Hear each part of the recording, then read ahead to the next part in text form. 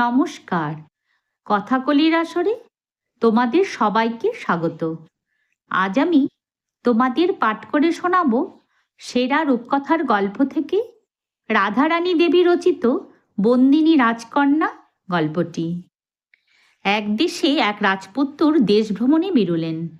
দেশ ভ্রমণে বেরিয়ে কত রাজার রাজ্য, কত শহর গ্রাম, কত পাহাড় পর্বত অরণ্য ঘুরে ঘুরে শেষকালে নীল সমুদ্রের ধারে এক দেশে গিয়ে পৌঁছলেন। সেখানে সঙ্গে লোক লস্কর সবাইকে বিদায় দিয়ে একা চলতে শুরু করলেন পায়ে হেঁটে। রাজপুত্তর ভ্রমণে বেরিয়েছেন সাধারণ মানুষের ছদ্মবেশে। মাথায় নেই সোনার রাজছত্তর, সোনার পাগড়ি, গায়ে নেই ইস্পাতের ওপর সোনার ফুল তোলা ঝকঝকে উজ্জ্বল বর্ম, হাতে নেই রূপোর মতন চকচকে ইস্পাতের বল্লম, হিরেমানিক বসানো কোষে নেই ধারালো তলোয়ার। রাজপুত্তর চলেছেন সাদাসিধে পোশাকে, কোমরে কিরিচ আর হাতে লাঠি নিয়ে। নীল সমুদ্রের ধারে এই নতুন দেশটি দেখে রাজপুত্রের খুব পছন্দ হলো। কি সুন্দর রকমের গাছ আর নতুন ধরনের সুন্দর সুন্দর গড়নের ঘরবাড়ি। রাজপুত্তর খুশি হয়ে চারদিক দেখতে দেখতে একটি নির্জন রাস্তা দিয়ে হাঁটছেন।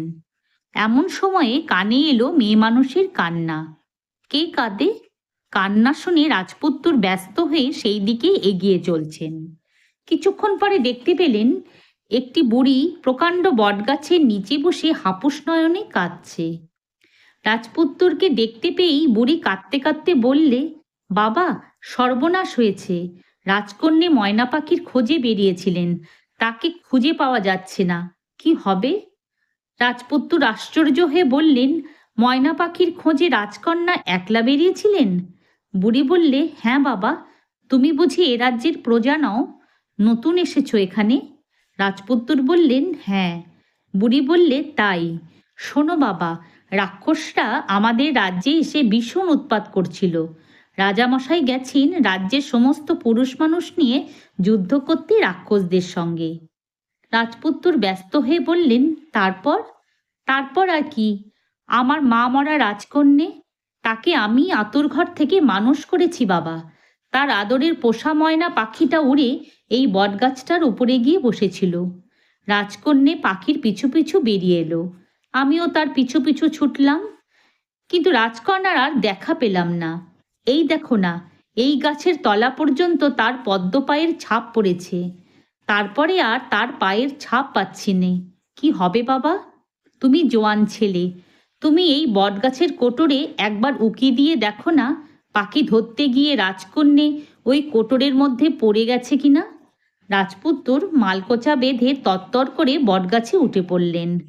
উপরে উঠে কোঠরের কাছে পৌঁছে উকি দিয়ে দেখলেন কোঠরের মধ্যে এক বিরাট গহ্বর। অবাক কাণ্ড, সেই গহ্বরের ভিতরে দিব্যি থাক থাক সিঁড়ি কাটা রয়েছে গাছের গায়ে। বুড়ি নিচে থেকে ব্যাকুল হয়ে বললেন, আমার কলাবতী কি ওর ভেতরে আছে? রাজপুত্তর কোটরের ভিতর দিকে ঝুঁকে দেখতে দেখতে বলছেন, কই না তো। বুড়ি কাঁদতে কাঁদতে বললে, কিন্তু তার পায়ের ছাপ যে এইখানে এসেই শেষ হয়েছে বাবা। ওমা, এখন কি করি আমি? মহারাজ ফিরে এলে তাকে কি বলবো গো? বুড়িকে ডেকে রাজপুত্তর বললেন, কিছু ভয় নেই বুড়িমা, গাছের ভেতর নামবার চমৎকার সিঁড়ি আছে।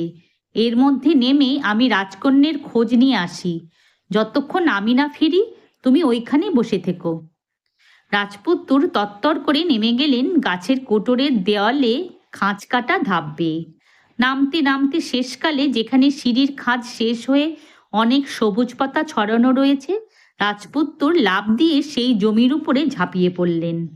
যেই না পড়া, সঙ্গে সঙ্গে সবুজ জমিটা নড়ে গিয়ে হু হু করে নিচের পানে তলিয়ে গেল।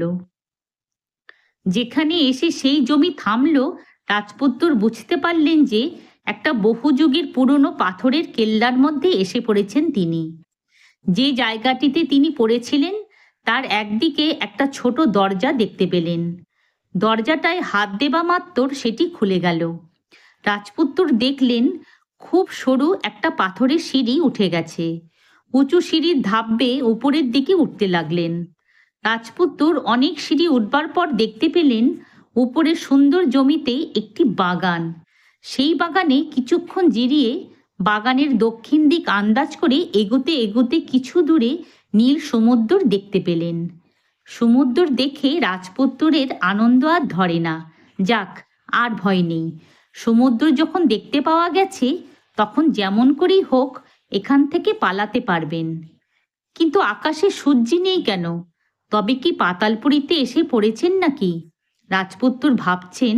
এমন সময়ে একটি সুন্দর ময়না পাখি উড়ে এসে তার কাঁধের উপর বসে। মিষ্টি স্বরে বলে উঠল, তুমি কে গো? রাজপুত্র বললেন, আমি রাজপুত্র।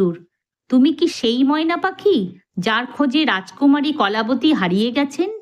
ময়না বললে, হ্যাঁ, আমি কলাবতীর পোষা ময়না। কলাবতীর বাবা যে রাক্ষস রাজের সঙ্গে যুদ্ধ করতে গেছেন, সেই রাক্ষসরাজ যুদ্ধে হেরে গিয়ে তার এই পাতালপুরীর বাড়িতে এসে লুকিয়ে আছে। যুদ্ধে হেরে পালিয়ে আসার সময়ে সে ফাঁদ পেতে ভুলিয়ে বোধহয় কলাবতীকেও এখানে ধরে এনেছে। কলাবতীর খোঁজেই আমি আছি এখানে, কিন্তু এখনো পর্যন্ত তাকে খুঁজে পাইনি। তবে রাক্ষসরাজের সঙ্গে আমি ভাব জমিয়ে নিয়েছি, কলাবতীকে খুঁজে ঠিক বের করব। এমন সময় একটা ভীষণ শব্দ শোনা গেল। ময়না বললে, তুমি শিগগির ওই পাথরের ঢিপিগুলোর আড়ালে লুকো। রাক্ষসরাজ এই দিকেই আসছে। এরপর আমি এক সময়ে এসে তোমার সঙ্গে ভাব করব। রাজপুত্র তাড়াতাড়ি আড়ালে লুকিয়ে পড়লেন। একটু বাদেই এক বিরাটাকায় রাক্ষস এসে পড়ল। তার গায়ের চামড়া উঁচু কাঁটা ওঠা কাঁঠালের মতন, কান দুটি হাতির কানের মতন। চেহারা তার মানুষের মতন হলে কি হবে, দাঁতের পাটি ঠিক সিংহের মতন, নখগুলো বন মানুষের মতন, আর চোখ দুটো বাঘের মতন। ময়না তাড়াতাড়ি সামনে এগিয়ে গিয়ে ঘাড় দুলিয়ে নমস্কার করে বললে, কাল থেকে আপনাকে দেখতে পাইনি। শরীর বেশ ভালো আছে তো মহারাজ? রাক্ষসরাজ মোটা কর্কশ গলায় বলল, মোটেই না। পাতালপুরীতে এসে অবধি ভালো খাবার খেতে পাচ্ছিনি। পরশু হাঙ্গরের চচ্চড়ি আর তিমির তরকারি খেয়ে কাল সারাদিন পেটের ব্যথায় উঠতে পারিনি। মনীষীর কচি মাংসের ঝোল না খেলে বোধ করি সুস্থ হব না। ময়না বললে, তা মনীষীর ছানা কি পাওয়া যাচ্ছে নাকি? রাক্ষস রেগে উঠে বললে, পাওয়া যাবে না কেন? ওই যে মনীষী রাজাটার রাজ্যে ধ্বংস করতে গেলুম, সেখান থেকে হেরে পালিয়ে আসবার সময় তার মেয়েটাকে ভুলিয়ে ফাঁদে ফেলে ধরে এনেছি। সেটাকে তো কেটে ঝোল বানাতে যাচ্ছিলুম, কিন্তু আমার মন্ত্রী বারণ করলে। ময়না বললে, কেন কেন মহারাজ? আপনার শরীর খারাপ হয়েছে, পথ্যি খেতে হবে, মন্ত্রী মশাই তাতে মানা করলেন কেন? রাক্ষস বললে, মন্ত্রী বললে ওই মেয়েটার বাবার কাছে একটা খবর পাঠিয়ে দেবে যে প্রত্যেক দিন সমুদ্রের ধারে যদি আমার জন্যে একটি করে জ্যান্ত মনীষী রেখে দেয়, তবেই তার মেয়েকে আমরা ছেড়ে দেব, নইলে দেব না। ময়না বললে, এটা মন্দ পরামর্শ নয় মহারাজ। রাক্ষস বললে, হ্যাঁ, মন্ত্রীও বললে তাই। একদিনের জন্যে একটা বাচ্চা খেয়ে আর কি হবে, বরং প্রতিদিন যাতে একটা করে তাজা মনীষী পাওয়া যায় সেই ব্যবস্থা করাই ভালো। রাক্ষসরাজ পেটের ব্যথায় ঘোঁত ঘোঁত করতে করতে প্রাসাদের মধ্যে চলে গেল।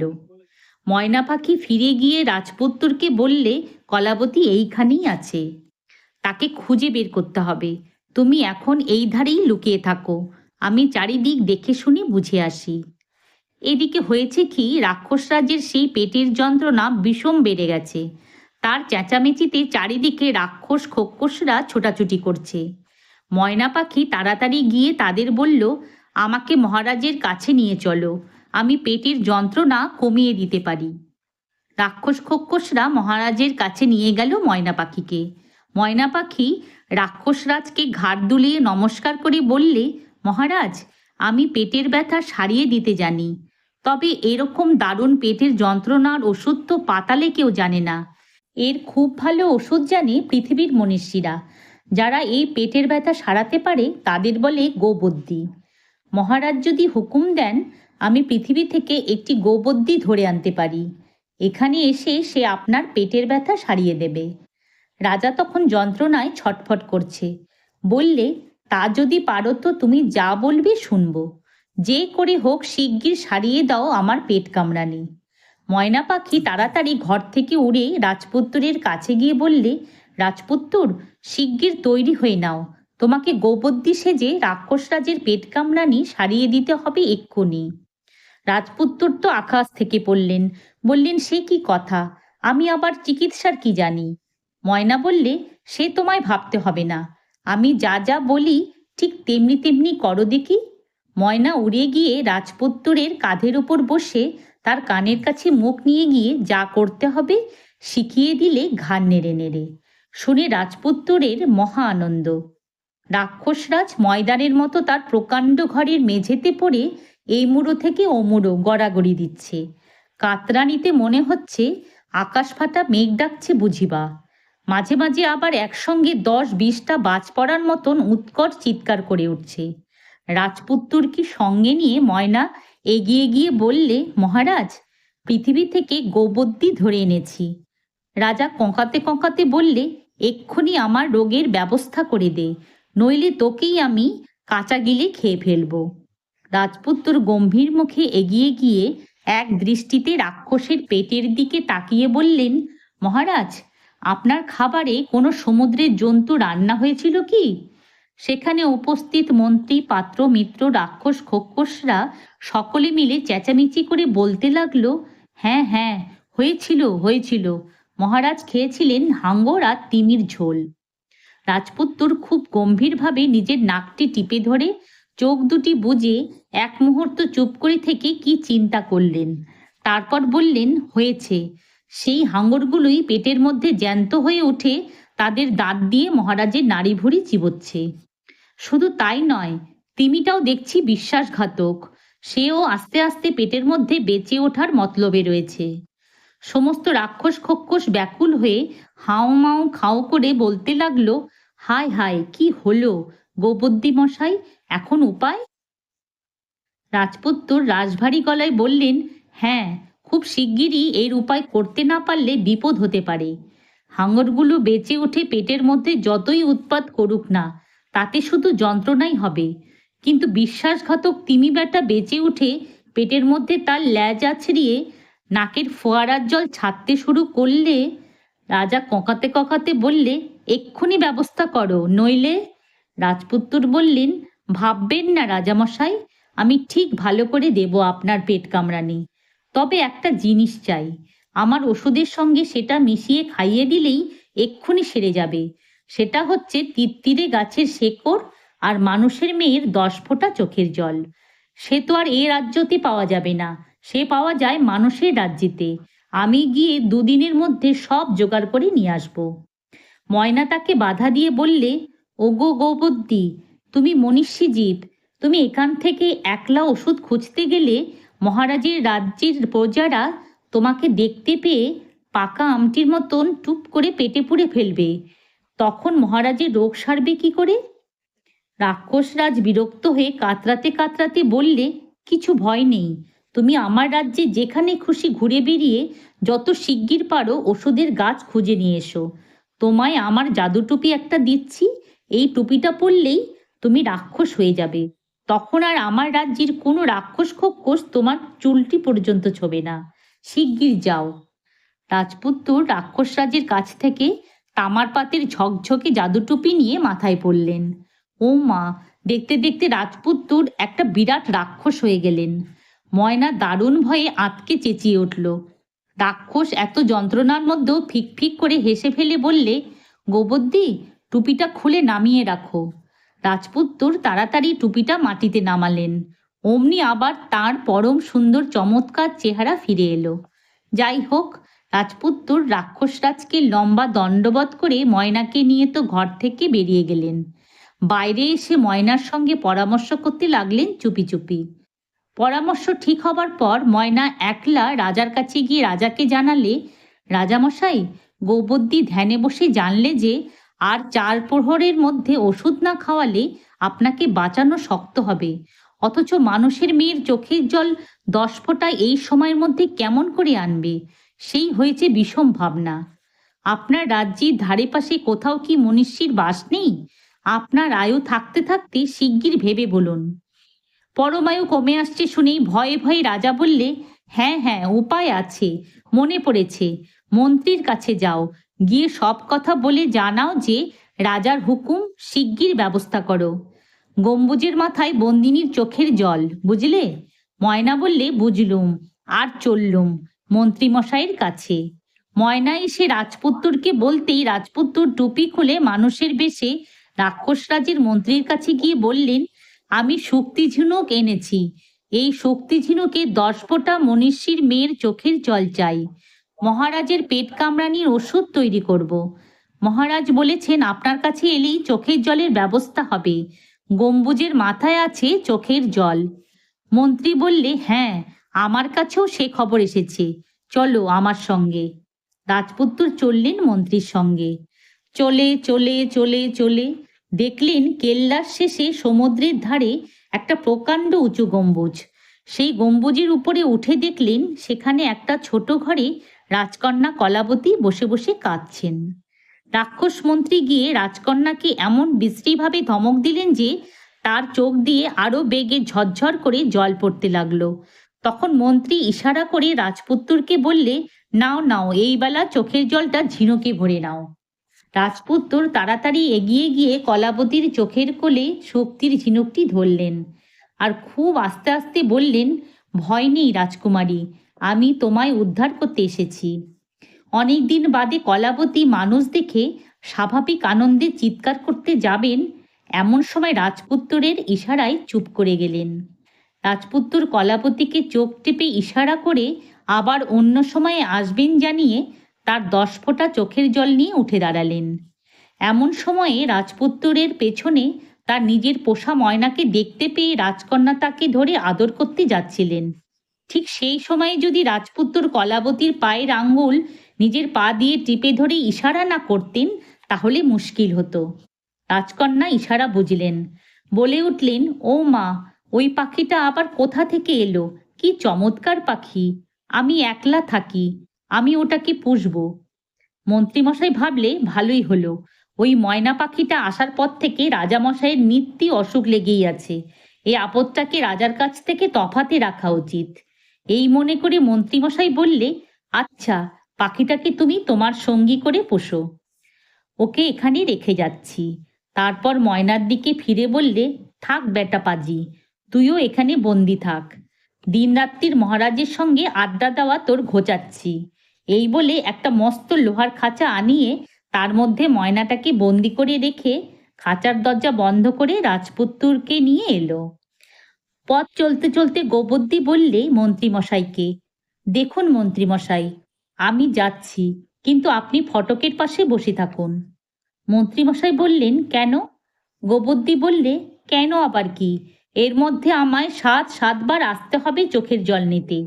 প্রতিবারই গরম গরম চোখের জল চাই, বুঝলেন? তবেই রাজা বাঁচবেন।